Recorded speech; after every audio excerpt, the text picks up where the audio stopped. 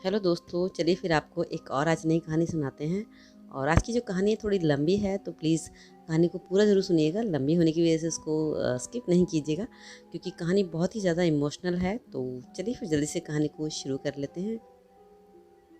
मेरी शादी 16 साल की उम्र में कर दी गई। मैं शादी वाले दिन बहुत खुश थी, और जब मैं ससुराल पहुंची तो मेरा स्वागत बहुत अच्छे से हुआ। मेरी निगाहें मेरे पति को ढूंढ रही थी, क्योंकि अब तक मैंने अपने पति को देखा नहीं था। रात हुई तो मैं कमरे में जाकर बैठी। मेरा दिल ज़ोर ज़ोर से धड़क रहा था। तभी अचानक कमरे में कुछ आहट हुई, और एक अनजान साए ने मेरे कमरे में प्रवेश किया। वह साया कोई और नहीं, मेरा पति था। जैसे ही मेरे पति ने मेरा घूंघट उठाया, उसका चेहरा देखते ही मेरे मुंह से एक भयानक चीख निकल पड़ी, क्योंकि वह तो एक बिना मांस का। और फिर उसने मेरे साथ, मेरा नाम दिव्या है, माँ बाप का प्यार क्या होता है मैंने कभी नहीं जाना। जब मैं 12 साल की हुई तब मुझे पता चला कि जिनके साथ मैं रह रही हूँ वह मेरे असली माँ बाप नहीं हैं। मेरे माँ बाप तो बचपन में ही गुजर चुके थे। सारा बचपन गरीबी में गुजरा था।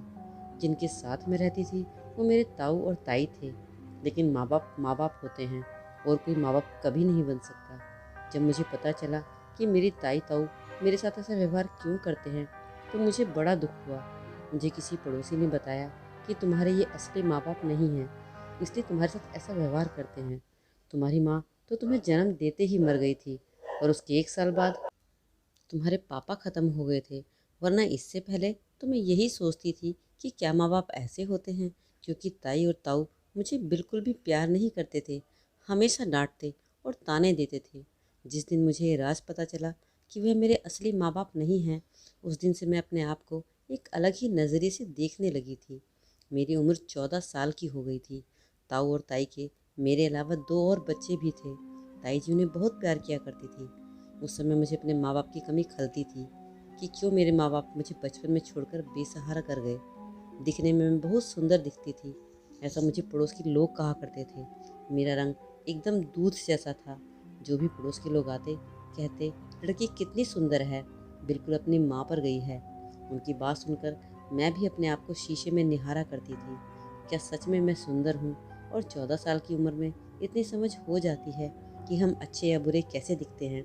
लेकिन ताई जी को तो शायद मेरी खूबसूरती खटकने लगी थी, क्योंकि मेरी ताई की लड़की मुझसे ज़्यादा खूबसूरत नहीं थी। वह देखने में ठीक ठाक थी।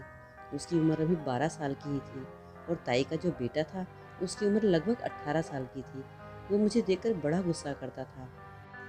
अपनी माँ से बोलता, इसे अंदर रखा करो, बाहर बिल्कुल मत भेजा करो। ताई जी को भी उसकी बातें दिमाग में बैठ जाती थी, और उसकी वजह से वह मुझे बहुत ताने मारा करती थी। इसका कारण यह भी था कि कुछ दिन से मेरे घर के बाहर कुछ लड़के आने जाने लगे थे, और हमारे घर की तरफ ताका झाकी करते थे। इसी वजह से ताई का लड़का ताई जी को मेरे खिलाफ भड़काया करता था। दिन बीतते गए, और अब मेरी उम्र 16 साल की हो चुकी थी। मेरी बढ़ती उम्र के साथ साथ मेरी ताई की टेंशन भी बढ़ती जा रही थी। मेरी बहन मुझे देखकर सोचती थी कि मैं भी उसकी तरह दिखूं, तो इस वजह से वो कुछ मेकअप का सामान भी अपने चेहरे पर लगाती थी। लेकिन मैं अपने चेहरे पर कुछ नहीं लगाती थी, क्योंकि मेरे पास सामान भी नहीं था। कभी कभी मैं चोरी करके उसकी छोटी सी लिपस्टिक लेकर अपने होठों पर लगा लिया करती थी। मैं अपने आप को और ज़्यादा सुंदर दिखाने की कोशिश करती थी। ताई जी इस बात पर बहुत गुस्सा करती थी। उन्हें डर था कि कहीं मैं किसी लड़के के साथ भाग ना जाऊं। इसी दौरान मुझे पड़ोसन ने मेरे बारे में एक और सच मुझे बताया। उसने बताया कि जिस मकान में तुम रहते हो वह मकान तुम्हारे माँ बाप का है, और वह तुम्हारी प्रॉपर्टी है। लेकिन मुझे अभी इन सब बातों की इतनी समझ नहीं थी। मैंने इस बारे में ना ज़्यादा सोचा और ना ही ध्यान दिया। मेरी ताई ने मेरी ज़िंदगी के लिए एक बहुत बड़ा फैसला ले लिया था। वो मेरी शादी करने जा रही थी।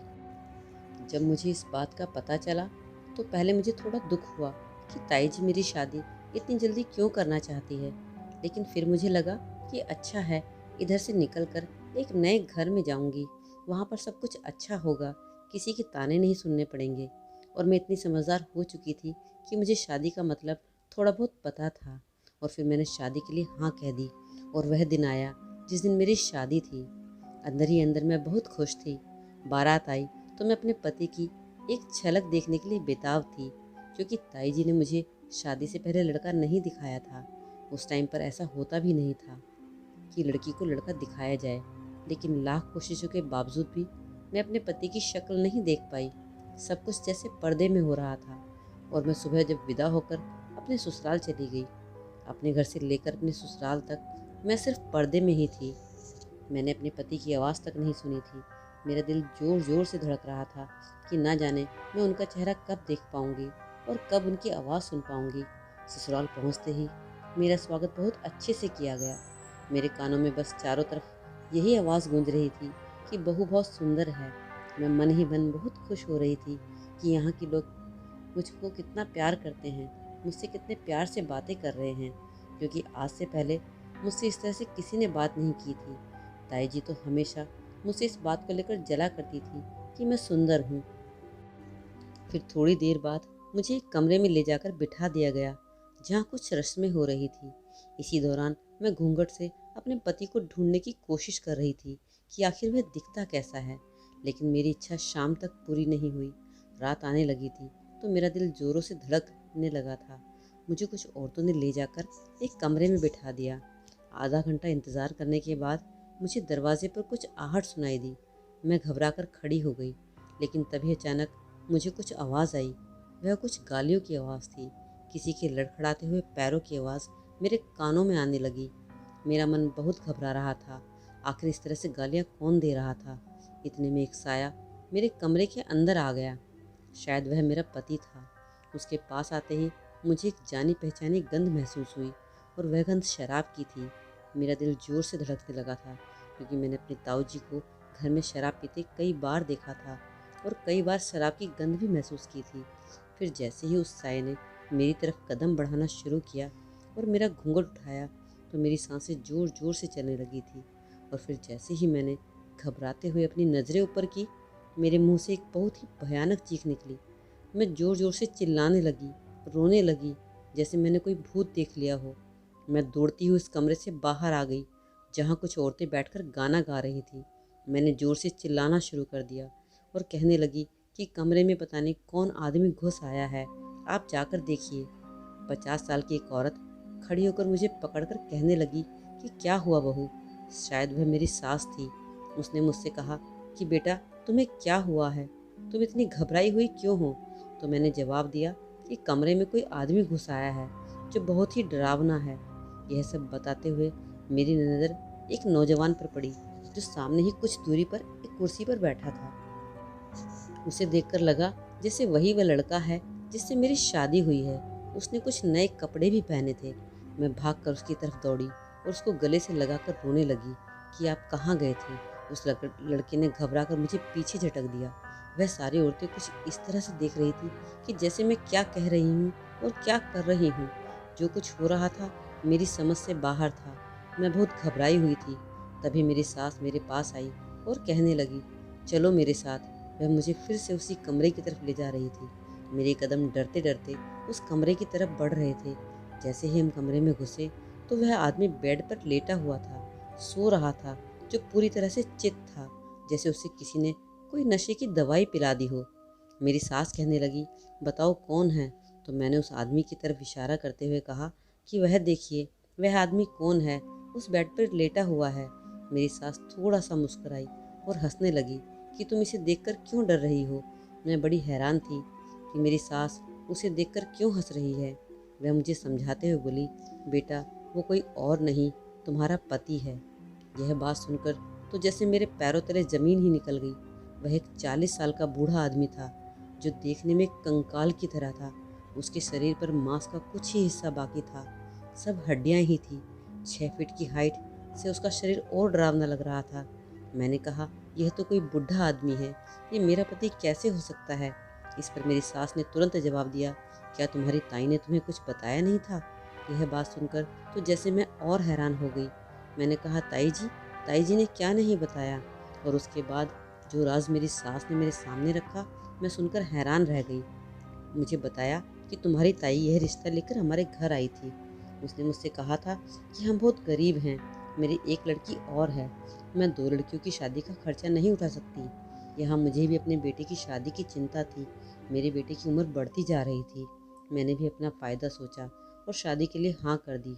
तुम्हारी शादी का खर्चा हमने अपने ऊपर लिया था, एक भी रुपया तुम्हारी तरफ से नहीं लगवाया है, जबकि हमें ये पता है कि मकान तुम्हारे नाम है। मैं सुनकर हैरान थी कि दो परिवारों ने अपने फ़ायदे के लिए आज मुझे बलि का बकरा बना दिया था। क्या मेरी कोई ख्वाहिश नहीं थी? क्या मेरा कसूर इतना था कि मेरे माँ बाप नहीं थे जो मेरे साथ आज यह सब हो रहा था? यह सोचते सोचते मैं बेहोश होकर गिर पड़ी, और जब सुबह हुई तो मैंने अपने आप को उसी कमरे में पाया। लेकिन वह बूढ़ा आदमी जो कि मेरा पति था उस टाइम कमरे में नहीं था। मैं सुबह उठी तो मेरा सर चकरा रहा था। मेरी सास कमरे में आई और कहने लगी, आओ रसोई में कुछ मीठा बनाना है। मेरे दिमाग ने तो जैसे काम करना ही बंद कर दिया था। मुझे अपनी सास की कोई आवाज़ सुनाई नहीं दे रही थी। मेरे दिमाग में तो बस यही घूम रहा था कि मेरी ज़िंदगी कैसे बर्बाद हो चुकी है। मैं अपने घर भी वापस नहीं जा सकती थी। अब मुझे यहीं रहकर समझौता करना था। रात हुई तो मेरा दिल फिर से घबराने लगा। वह बूढ़ा आदमी, मेरा पति, फिर से मेरे कमरे में शराब की हालत में लड़खड़ाता हुआ आया। आज मुझे बहुत ही ज़्यादा घबराहट हो रही थी, क्योंकि आज मैं पूरी तरह जानती थी कि यह मेरा पति है। उसने आते ही दरवाज़ा बंद कर दिया और मुझे एक ज़ोरदार धक्का देकर बेड पर गिरा दिया। मैं बहुत घबरा गई थी, पर न जाने अचानक मुझ में इतनी हिम्मत कहाँ से आई और मैंने भी एक ज़ोरदार धक्का देकर उसे गिरा दिया। वह इतना कमज़ोर था कि मेरे एक धक्के से ही दरवाजे के पास जाकर गिर पड़ा। शोर सुनकर मेरी सास कमरे में आ गई और मुझ पर चिल्लाने लगी, तुम यह क्या कर रही हो? तुम्हारा पति है, कोई ऐसे कैसे कर सकता है अपने पति के साथ? मैंने कहा, मैं नहीं मानती कि यह मेरा पति है। सास का कहना था, तुम मानो या ना मानो, अब यही तुम्हारा पति है और तुम्हें इसके साथ ही ज़िंदगी गुजारनी है। लेकिन मैंने साफ लफ्ज़ों में कह दिया कि मैं इस बूढ़े आदमी को अपने पास एक मिनट भी नहीं रहने दूंगी। मैं रहने के लिए तैयार हूँ, लेकिन मैं इस बूढ़े आदमी के साथ एक दिन भी नहीं रहूँगी। मैं नहीं चाहती कि यह आदमी मेरे कमरे में आए। अचानक से मेरा पति लड़खड़ा कर उठा और मुझे गाली गलौज करने लगा और अपनी माँ को भी गालियाँ देने लगा। मेरी सास उसे पकड़कर दूसरे कमरे में ले गई। तभी अचानक मेरी नज़र उस नौजवान लड़के पर पड़ी जिसे मैंने कल देखा था। वह दरवाजे पर खड़ा सारी बातें सुन रहा था। थोड़ी देर में वह अंदर कमरे में आ गया। उसे देखकर पहले थोड़ा सा घबराई, फिर मैंने सोचा जब घर में है तो कोई जान पहचान का ही होगा। लेकिन मेरे मन में उठ रहे सवालों का उसने तुरंत जवाब दे दिया। उसने जब मुझे भाभी कहा, बोला, भाभी, क्या आपको पता नहीं था कि आपकी शादी किससे हो रही है जो आप इतना शोर मचा रही हैं? मैंने कहा, मुझे किसी ने नहीं बताया था कि मेरी शादी बूढ़े से हो रही है। इस बात पर वह एकदम चुप हो गया। शायद उसे भी यह बात बहुत अजीब लग रही थी। वह मेरी तरफ कुछ अजीब सी नज़रों से देख रहा था। वह कुछ इस तरह देख रहा था जैसे उसने कोई अजूबा देख लिया हो। शायद उसे महसूस हो रहा था कि कहाँ मेरा भाई और कहाँ ये लड़की। वह एकटक मुझे देखे जा रहा था। अचानक से मैंने उससे कहा कि तुम कौन हो? तो वह हकलाते हुए एकदम से बोला, जिससे तुम्हारी शादी हुई है मैं उसका छोटा भाई हूँ। मेरा नाम आशीष है। आशीष ने मुझसे कहा कि भाभी, आप आराम करिए, सब ठीक हो जाएगा, समय सब कुछ ठीक कर देता है। आप जो हो चुका वह हो चुका। मुझे उसकी बातें कुछ राहत देने वाली लगी। न जाने क्यों उसकी तसल्ली से कैसे मेरा मन बहुत हल्का हो गया था। मैं चुपचाप अपने कमरे में जाकर बैठ गई। वह लड़का बाहर चला गया। शादी को अब एक हफ्ता हो चुका था, लेकिन मैंने अपने पति को एक बार भी अपने कमरे में आने नहीं दिया था। इसी दौरान मेरे देवर से मेरी अच्छी खासी दोस्ती हो गई थी। दिन में वह मुझसे खूब बातें किया करता। दिन में जब मैं खाना बनाती तो मेरे पास आकर खड़ा हो जाया करता। मुझसे मजाक मस्ती करने की कोशिश करता ताकि मैं खुश रह सकूं। वह शायद इस बात को जानता था कि मेरे साथ कहीं ना कहीं गलत हुआ है। मेरा मन भी उसकी तरफ खिंचता चला जा रहा था। मुझे भी उसकी बातें अच्छी लगने लगी थी। मेरा थोड़ा थोड़ा दिल इस घर में अब लगने लगा था। और इस तरह मेरी शादी को एक महीना गुजर गया था। मेरी ताई के घर से मुझे कोई पूछने तक नहीं आया था, जैसे उन्होंने मुझे शादी करके फेंक दिया हो। मैं सोचकर हैरान थी कि कैसे मैं उस औरत के साथ अपनी ज़िंदगी गुजार रही थी। इससे अच्छा तो मैं यहाँ महसूस कर रही थी। कम से कम मुझे यहाँ भरपेट खाना और एक साथी मिल गया था। इसी दौरान मेरी सास रोज़ कोशिश करती कि किसी तरह इसका दिल अपने पति के साथ जुड़ जाए। वह मेरे कमरे में मेरे पति को भेजती और मैं रोज़ भगा दिया करती। उसके दिन की शुरुआत सुबह शराब पीकर और रात तक शराब पीकर ही गुजरती थी। वह सारा दिन घर में पड़ा रहता और गाली गलौज किया करता था। ना कोई काम करता था और ना ही घर से बाहर जाता था। बस सारा दिन अपनी माँ के कमरे में पड़ा रहता। इसी दौरान मेरे देवर की एक नौकरी लग गई। वह सुबह जाता और शाम को घर आता। मैं उसका इंतज़ार ना जाने क्यों बेसब्री से करती थी, क्योंकि इस घर में वही था जिसके साथ मैं थोड़ा खुश रहती थी। दिन में मेरे साथ मेरी सास ही रहती थी। हम दोनों बस पूरा दिन काम में ही लगे रहते थे। फिर एक रात मेरा पति कमरे में फिर से आया और मुझसे ज़बरदस्ती करने लगा। मैंने अपने आप को बचाने की लाख कोशिश की, लेकिन वह 40 साल का और मैं 16 साल की, कहाँ तक मैं उससे टकराती, और वह अपनी कोशिश में कामयाब हो गया। अगले दिन जब मैं सुबह सुबह अपने कमरे में बैठकर रो रही थी, तभी मेरा देवर मेरे पास आया और कहा, भाभी आप इतनी उदास क्यों हैं? न जाने क्यों मैंने उसे रात की सारी बात बता दी। उसने मेरी इस बात का कोई जवाब नहीं दिया। मेरी आंखों से आंसू निकलने लगे और मैं उसके गले लगकर रोने लगी, और रात का सारा हादसा मैंने उसके सामने बयां कर दिया। वह ये देखकर हैरान सा हो गया कि मैं उसके गले लगी हूँ। उसने झट से मुझे पीछे झटक दिया। धीरे धीरे दिन बीतते जा रहे थे। इन दिनों बीच में कभी कभी मेरा पति अपना हक जताने मेरे कमरे में आ जाया करता था, मगर मुझे यह सब बिल्कुल भी अच्छा नहीं लगता था। इसी दौरान मेरे देवर का खिंचाव भी मैंने अपनी तरफ देखा। वह छुप छुप कर मुझे देखने की कोशिश करता और ज़्यादा से ज़्यादा समय मेरे साथ बिताने की कोशिश करता। फिर एक दिन वही हुआ जिसका मुझे डर था। संडे का दिन था। मैं अपने कमरे में झाड़ू लगा रही थी, तभी अचानक से कुछ उड़कर मेरी आंख में गिर गया। मुझे हल्की सी चुभन होने लगी और मैं झाड़ू छोड़कर वहीं बैठ गई। फिर अचानक मेरा देवर मेरे कमरे में आया। उसे लगा शायद मैं रो रही हूँ, तो उसने पूछा, भी क्या बात है, आप रो क्यों रही हैं? मैंने बताया कि मैं रो नहीं रही हूँ, मेरी आंख में कुछ चला गया है। तो कहने लगा, दिखाओ भाभी, मैं देखता हूँ। और उसने मेरा चेहरा अपने दोनों हाथों में ले लिया और मेरे थोड़ा सा नज़दीक आकर मेरी आंख को देखने लगा। मुझे एक अजीब सी घबराहट, एक अजीब सी फीलिंग अपने अंदर महसूस होने लगी थी। मेरा शरीर थर थर काँप रहा था। मैं उस मिट्टी की चुभन को भूल गई थी।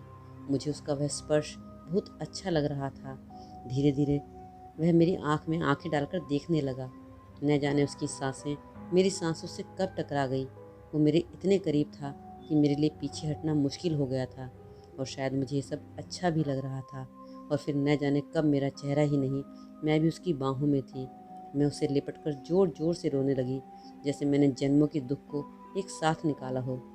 धीरे धीरे दोस्ती कब प्यार में बदल गई, हमें पता ही नहीं चला। जब भी कोई घर में नहीं होता तो वह मेरे कमरे में आ जाता। हम ढेरों बातें करते। मैं उसे बहुत चाहने लगी थी। दिन गुजरते गए। इसी बीच मेरा पति भी बीच बीच में आकर मेरे साथ मनमानियाँ किया करता था, लेकिन अब मुझे उसकी मनमानी से कोई फ़र्क नहीं पड़ता था। एक दिन दोपहर का समय था। घर पर मेरी सास, मेरा देवर और हम 3 ही लोग थे। मेरी सास दोपहर का खाना खाकर आंगन में आराम कर रही थी। मैं भी घर का काम खत्म करके आराम करने के लिए अपने कमरे में चली गई। तभी अचानक से मेरा देवर मेरे कमरे में आया। हम दोनों ही बातों में मगन थे। ना जाने कब अचानक मेरी सास की नींद खुल गई और वह हमारे कमरे में अचानक से आ गई। उसने हमें उस हालत में देख लिया जिसमें उन्हें नहीं देखना चाहिए था। वह बड़ी हैरानी से मुझे और अपने बेटे को देखे जा रही थी, मगर न जाने क्यों वह बिना कुछ कहे वहाँ से चली गई। उसके बाद मेरा देवर निकलकर बाहर चला गया। मैं बाहर आते हुए घबरा रही थी। ना जाने मेरी सास मुझे अब क्या कहने वाली है। मैं बाहर आई तो मैंने देखा मेरी सास आराम से बैठकर कुछ सोच रही थी। जैसे ही मैं बाहर आई तो कहने लगी, बेटा यहाँ बैठो। मैं बड़ी हैरान थी कि मेरी सास ने ऐसे चुप क्यों है, मुझे कुछ कह क्यों नहीं रही। मुझे ऐसा महसूस हुआ जैसे उनके मन में मेरे लिए कहीं ना कहीं दया थी। अचानक उन्होंने मुझसे एक ऐसा सवाल पूछा जिसे सुनकर मैं चौंक गई। उन्होंने कहा, क्या तुम्हें मेरा छोटा बेटा पसंद है? मैं तो उनकी बात सुनकर जैसे सुन हो गई। मुझे समझ ही नहीं आ रहा था कि मेरी सास यह क्या कह रही थी। फिर उन्होंने और बोलना शुरू किया और कहने लगी, बेटा अगर तुझे मेरा छोटा बेटा पसंद है तो जो चल रहा है उसे वैसे ही चलने दे। मैं किसी से कुछ नहीं कहूँगी। अगर तुझे उसके साथ रहना अच्छा लगता है तो तू उसके साथ खुश रहे, इसमें हमें कोई परेशानी नहीं है। मैंने उनकी बातों का कोई जवाब नहीं दिया, क्योंकि शायद कहीं ना कहीं मैं भी यही चाहती थी। अब तो जैसे हम दोनों को कोई डर ही नहीं था। हम जब चाहे मिल सकते थे, जब चाहे बात कर सकते थे। मेरे पति को तो शराब पीने के अलावा और काम ही नहीं था। बस कभी कभी रात को ही मेरे पास आता था। उसके अलावा पूरा दिन शराब पीकर एक कमरे में ही पड़ा रहता था। अब मेरी शादी को 2 साल हो गए थे। मेरी सारी ज़रूरत की चीज़ें मेरे देवर पूरी करता था। इसी दौरान मैं प्रेग्नेंट हो गई और कुछ टाइम बाद मैंने एक प्यारे से बेटे को जन्म दिया, जिसका नाम हमने राहुल रखा। बच्चा मेरे पति का ही था। दिन गुजरते गए, सब कुछ अच्छे से चल रहा था। अब मेरे देवर की उम्र 25 साल हो चुकी थी। एक दिन इनकी एक रिश्तेदार, जो रिश्ते में बुआ लगती थी, घर पर आई। उसने मुझे ढेरों आशीर्वाद दिया और मेरे बच्चे को भी। और फिर अचानक उसने एक ऐसी बात कही जिसे सुनकर मेरा दिल जोरों से धड़कने लगा। उसने मेरी सास से कहा कि अब तो तुम्हारे घर में पोता भी हो गया है, तुम्हारी सारी परेशानियां दूर हो गई है, अब तो अपने छोटे बेटे की शादी कर दो। यह सुनकर तो जैसे मेरे पैरों तले ज़मीन ही निकल गई। मुझे लगने लगा जैसे मेरी ज़िंदगी फिर से वीरान होने वाली है। मैं नहीं चाहती थी कि मेरे देवर की शादी कहीं और हो। मैं उसे बेइंतहा प्यार करने लगी थी। मेरी सास ने उसे जवाब में कहा कि ठीक है, कोई लड़की देख लो, शादी तो करनी ही है ना इसकी भी। मैं अपनी सास की बातें सुनकर हैरान थी। अगले दिन बुआ जी अपने घर वापस चली गई। मैंने अपनी सास को एक अजीब सी नज़र से देखा। वह मेरा मन भांप चुकी थी। कहने लगी, बेटा ऐसा नहीं हो सकता है कि मैं इसकी शादी ना करूं। समाज में रहते हैं, समाज को क्या जवाब देंगे, शादी तो उसको करनी ही पड़ेगी ना। शाम को जब देवर घर पर आया तो मैंने सारी बातें उसे बताई। उसने कहा कि ऐसा कुछ नहीं है। मैं रोने लगी। मैंने कहा कि तुम मुझे छोड़कर अब कहीं नहीं जाना, मैं किसी और को तुम्हारी ज़िंदगी में नहीं आने दूंगी। ऐसे लग रहा था जैसे मैं पागल हो गई हूँ। सारी बातें जानते हुए भी सच्चाई से पीछे भाग रही थी। मैं जानती थी कि उसकी शादी एक न एक दिन होनी ही है, पर न जाने क्यों मुझसे यह बर्दाश्त नहीं हो रहा था कि उसकी शादी कहीं और हो। मैं उसे पूरी तरह अपना मान चुकी थी और मैं उसी के साथ अपनी ज़िंदगी बिताना चाहती थी। मेरे देवर ने मुझे बहुत समझाया कि ऐसा कुछ नहीं होगा, मैं कहीं कोई शादी वादी नहीं करने वाला हूँ। लेकिन शायद मुझे तसल्ली दे रहा था। यह बात वह भी जानता था कि ऐसा होना संभव नहीं है। और फिर बुआ जी का एक दिन फ़ोन आया कि लड़की बहुत अच्छी है, मैंने देख ली है, तुम चाहो तो रिश्ते के लिए आ सकते हो। मेरी सास ने मेरे देवर से कहा कि चलो लड़की देखने चलना है। मैं वहीं खड़ी अपने देवर को देखे जा रही थी। वह कभी मुझे तो कभी अपनी माँ को देख रहा था, जैसे कि वह समझ ना पा रहा हो कि क्या हो रहा है। लेकिन कहीं ना कहीं शायद वह भी जानता था कि शादी तो उसे करनी ही होगी। और अगले दिन अपनी माँ के साथ घर से लड़की देखने के लिए निकल गया। यह देखकर मुझे बड़ी हैरानी हुई कि ऐसे कैसे मुझे छोड़कर जा सकता है। जब लड़की देखकर आया तो बहुत खुश था। यह देखकर मुझे बहुत ही ज़्यादा गुस्सा आया और मैंने गुस्से में उसे बहुत सुनाया कि तुम यह क्या करने जा रहे हो। अब मैं पूरी तरह तुम्हारी हूँ, मैं तुम्हारे बिना नहीं रह सकती। मुझे कहने लगा, ऐसा नहीं हो सकता, मुझे शादी तो करनी ही होगी।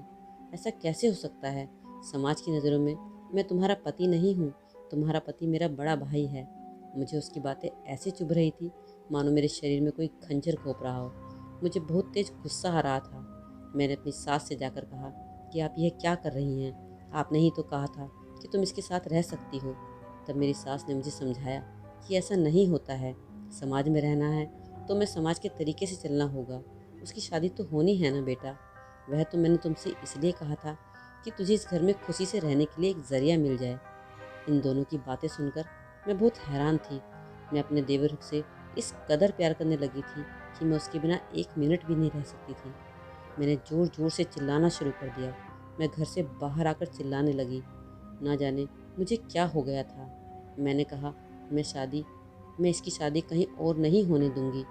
यह सब देखकर आसपास के लोग इकट्ठा हो गए और वह जो बात सबसे छुपाई जा रही थी सबको पता चल गई। सभी देखकर हैरान थे कि इस घर में क्या हो रहा है। लेकिन मेरे पति को इन सब की कोई भनक नहीं थी। वह अपनी मस्ती में मस्त था। जैसे तैसे मेरी सास मुझे अंदर लेकर गई और खूब समझाया कि बेटा ऐसा नहीं करते, हमारे यहाँ इज्जत है। यह तुमने क्या कर दिया, बाहर जाकर सबको इस रिश्ते के बारे में क्यों बताया। मैंने कहा, अब रहूँगी तो इसी के साथ रहूँगी, मैं इसकी शादी कहीं और नहीं होने दूँगी। सब मेरी बातों से हैरान थे। मेरा देवर तो मुझे ऐसे देख रहा था कि जैसे मैं कोई अनोखी बात कर रही हूँ। उसे शायद अब मैं बहुत बुरी लग रही थी, उसकी ज़िंदगी का कांटा लग रही थी। बात सब जगह फैल गई, सारी रिश्तेदारी में फैल गई। हमारे घर पर रिश्तेदारों की भीड़ लग गई और सभी लोग आकर मुझे समझाने लगे कि यह तुम क्या कर रही हो। मैंने कहा, इस सब में मैं ही शामिल नहीं हूँ। मेरी अकेले की गलती नहीं है, यह भी शामिल है। और अब मैं इसकी शादी कहीं और किसी भी हालत में नहीं होने दूंगी। मेरी सास ने मुझे बहुत समझाया कि बेटा इसकी शादी हो जाने दे, और जैसा चल रहा है वैसा चलते रहेगा। रिश्तेदारों के लाख कहने पर और समाज के नाते मैंने शादी के लिए हाँ कह दी और मेरे देवर की शादी हो गई। मेरी देवरानी आई तो वह मुझे अपनी सबसे बड़ी दुश्मन लग रही थी। वह देखने में मुझसे भी ज़्यादा खूबसूरत थी। मेरा देवर रात में उसके कमरे में गया तो मुझे एक अजीब सी जलन हो रही थी। मुझसे बर्दाश्त नहीं हो रहा था। मैंने किसी बहाने अपने देवर को वहाँ से निकलवा दिया। अगले दिन मेरी देवरानी बाहर आई तो मेरे पैर छुए और मेरी सास के भी पैर छुए, पर न जाने क्यों मुझे उससे एक अजीब सी जलन थी। मैंने उसकी बात का कोई जवाब नहीं दिया। वह भी मेरी तरफ एक अजीब सी नज़रों से देख रही थी। इस तरह एक हफ्ता बीत गया। अब मेरा देवर मेरे पास कभी कभी आता था, और जब भी आता हम दोनों की लड़ाई हो जाया करती। मेरी देवरानी मेरे साथ कम ही बात किया करती थी और मैं भी उससे कम ही बात किया करती थी। जब भी मेरा देवर मुझसे बात करता, मेरी देवरानी हमें थोड़ा शक की नज़र से देखने लगी थी। शायद उसे थोड़ा थोड़ा शक होने लगा था कि मेरे और मेरे देवर के बीच में कुछ है। देवर ने मेरे पास धीरे धीरे आना कम कर दिया था। अब अपनी बीवी की तरफ खिंचता चला जा रहा था, और ऐसा होना शायद स्वाभाविक भी था। उसकी बीवी मैं नहीं, वह थी। मैं तो जैसे पागल सी हो गई थी। मेरा दिल घर में एक मिनट भी नहीं लग रहा था। मुझे अपनी देवरानी बिल्कुल भी बर्दाश्त नहीं हो रही थी। वह मुझसे बात करने की कोशिश करती, लेकिन मैं उससे बिल्कुल भी बात नहीं करती थी। और फिर एक दिन मैंने अपने देवर को अपने पास बुलाया और उससे कहा कि यह सब नहीं चलेगा, तुम मेरे पास क्यों नहीं आते हो। उसने मुझे समझाते हुए कहा, समझा करो, यह सब ठीक नहीं है, यह नहीं हो सकता। अब मैं सारा टाइम तो तुम्हें नहीं दे सकता ना। और फिर एक दिन मैं और मेरा देवर किसी बातों पर झगड़ रहे थे। झगड़ते झगड़ते मैं रोने लगी। मेरे देवर ने मुझे अपने गले से लगाकर चुप कराया। तभी अचानक मेरी देवरानी कमरे में आ गई। यह सब देखकर तो वह जैसे हैरान हो गई और उसका शक सच में बदल गया। उसने पूरे घर में बवाल कर दिया। मेरी सास से जाकर उसने कह दिया कि अंदर देखो जाकर क्या हो रहा है। लेकिन मेरी सास क्या कहती, उन्हें तो सब पहले से ही मालूम था। मेरी देवरानी ने मेरे देवर से बहुत झगड़ा किया और सारी सच्चाई मेरी देवरानी के सामने आ गई। मैंने भी गुस्से में न जाने क्या क्या कह दिया और पूरा मामला मेरी देवरानी के सामने बता दिया। मेरी देवरानी घर छोड़कर अपने घर चली गई। जाते जाते साफ लफ्ज़ों में कह गई कि अगर ये यहाँ रहेगी तो मैं इस घर में नहीं रहूँगी। मेरी सास टेंशन में पागल हो गई थी। वो मुझे समझाने लगी कि बेटा इसकी ज़िंदगी मत ख़राब करो, इसे अपनी ज़िंदगी जी लेने दो। 3 दिन बाद मेरा देवर जाकर मेरी देवरानी को मनाकर लेकर आ गया। अब मेरी देवरानी मेरे देवर को मेरे पास बिल्कुल भी नहीं आने देती थी, और ना ही मेरे बच्चे के पास। घर में पूरा दिन कलेश रहने लगा था। उधर मेरा पति, जिसे कुछ होश ही नहीं था, वह तो नशे की हालत में धुत रहता था। एक दिन छुपते छुपाते मेरा देवर मेरे से मिलने आया। हम बातें कर ही रहे थे कि मेरी देवरानी पीछे से आ गई और उसने पूरे घर में इतना बवाल मचाया और उसने कह दिया कि आज तुम्हें इस घर से मेरे साथ चलना होगा, नहीं तो मैं 1 मिनट नहीं रहूँगी। मैंने अपने देवर को रोकने के लिए कहा, यहाँ तक कि मैंने यह भी कह दिया कि अगर तुम यहाँ से जाओगे तो मैं यहाँ प्रॉपर्टी में से तुम्हें कोई भी हिस्सा नहीं लेने दूँगी। मेरी देवरानी ने इस बात के जवाब में साफ कह दिया कि मुझे प्रॉपर्टी नहीं चाहिए, मैं अपने पति को लेकर यहाँ से चली जाऊँगी। मैं यहाँ 1 मिनट भी नहीं रहना चाहती। मेरी सास ने बहुत रोकने की कोशिश की, पर वह नहीं मानी और अगले दिन अपना सामान पैक कर मेरे देवर को कहीं दूर लेकर चली गई। शुरू शुरू में मेरे देवर कुछ दिन तक आता रहा अपनी माँ से मिलने, लेकिन मुझसे वह बात नहीं करता था क्योंकि देवरानी भी साथ हुआ करती थी। लेकिन धीरे धीरे उसने आना बंद कर दिया था। इसी दौरान मेरी सास बहुत बीमार रहने लगी और एक दिन उनकी मौत हो गई। जिस दिन उनकी मौत हुई उस दिन मेरे देवर और देवरानी दोनों आए थे। बस वो आखिरी दिन था जब मेरे देवर देवरानी इस घर में आए थे। मेरी ज़िंदगी पूरी तरह वीरान हो चुकी थी। मेरा पति और भी बूढ़ा हो चला था। आज मेरे देवर और देवरानी अपनी लाइफ में खुश हैं। उनके 2 बच्चे भी हो चुके हैं और यह सारी खबर मुझे किसी न किसी तरह मिलती रहती है। आज मैं अपनी ज़िंदगी को पीछे की तरफ जाकर देखती हूँ तो मुझे बहुत दुख होता है। मेरी क्या गलती थी? क्या मैं अनाथ थी इसलिए मेरे साथ ऐसा हुआ? या फिर मेरी किस्मत ख़राब थी? मैंने क्या गलत किया अगर मैंने अपने देवर से अपना रिश्ता बनाया? आज मेरी उम्र सिर्फ 25 साल है और मेरे सामने पूरी ज़िंदगी पड़ी है। मेरा पति उस दहलीज पर है कि न जाने कब मुझे छोड़कर चला जाए। मेरा एक बेटा है और मैं हूँ। मेरे पास सब कुछ होते हुए भी मैं अधूरी हूँ। दोस्तों, आप ही बताओ कि मैंने ऐसा क्या गलत किया? अगर अपने देवर से रिश्ता बनाया, क्या मुझे अपनी ज़िंदगी जीने का हक नहीं था? मैं ज़िंदगी के उस चौराहे पर हूँ जहाँ मेरे लिए कोई रास्ता नहीं है। अब मुझे बस अपने बेटे के लिए जीना है। पति से तो मैं कभी अपना रिश्ता बना ही नहीं पाई। कभी कभी सोचती हूँ शायद मैंने अपने पति की थोड़ी कदर कर ली होती, लेकिन इसमें मेरे पति की भी गलती थी। वह हमेशा ही नशे में रहे, कभी उन्होंने मेरी तरफ देखा ही नहीं, कभी मुझसे बिना नशे की बात ही नहीं की। तो शायद मुझे समझ पाते और शायद मैं उनसे रिश्ता रख पाती। मेरी सास ने भी उस दुख की घड़ी में मेरा बहुत साथ दिया था, पर मैं सोचती हूँ क्या वह अपनी जगह सही थी या गलत। इस पर मैं कहीं ना कहीं मुझे मेरी इस सब में कहीं ना कहीं मुझे मेरी ताई की गलती बहुत ज़्यादा दिखती है। अगर उन्होंने मेरा साथ दिया होता, मेरी भावनाओं को समझा होता और मुझे अपना समझा होता, तो आज मेरे साथ यह ना होता। मैं भी किसी अच्छे घर की बहू होती। मैं नहीं जानती कि मेरी ज़िंदगी में आगे क्या होगा। तो आप ही बताएं, अब मुझे क्या करना चाहिए और मैं कहाँ तक गलत हूँ? तो दोस्तों, आज की कहानी आपको कैसी लगी ज़रूर कमेंट सेक्शन में बताइएगा। मिलते हैं एक नई कहानी के साथ एक नई वीडियो में। तब तक के लिए बाय बाय।